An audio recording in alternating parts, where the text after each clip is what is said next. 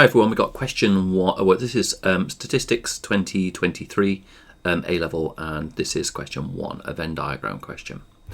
So it says the Venn diagram where P and Q are probabilities shows three events A, B and C and their associated probabilities. Find the probability of A. Well, that's a really nice question to start off the paper.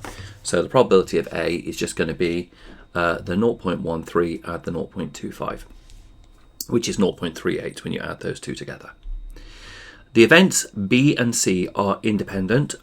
Find the values of P and the value of Q. So if B and C are independent, then that means that the probability of B intersection C is the probability of B times by the probability of C. B intersection C, we can see from the diagram here, is 0.3. B is going to be 0.25 add 0.05 add 0.3. And C is going to be 0.3 add P. So we've only got one unknown in that equation, which is P. So therefore we can add all of these probabilities together, comes to 0.6. So we've got 0.3 equals 0.6 times by 0.3 add P. So we divide both sides by 0.6 and subtract 0.3. And that gives us a value of P is equal to 0.2. We've just got to find Q now. Well, Q is the only unknown in the whole Venn diagram, so it's just going to be Q is going to be 1 take away all of the other probabilities in the question. So 1 take away 0.13, take away 0.25, take away 0.05, take away 0.3, take away the P, which is 0.2, and that gives us that Q is 0.07. Okay, last bit of the question.